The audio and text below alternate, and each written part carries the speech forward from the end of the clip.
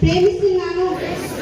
సుసంపన్నమైన బహువిధమైన నా దేశ వారసత్వ సంపద నాకు గర్వకారణం.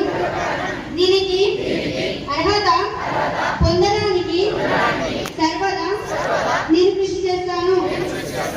నా తల్లిదండ్రులని, ఉపాధ్యాయుల్ని, పెద్దలందరినీ గౌరవిస్తాను. ప్రతి వారితోనూ మర్యాదగా నడుచుకుంటాను. జంతువుల పట్ల దయతో ఉంటాను.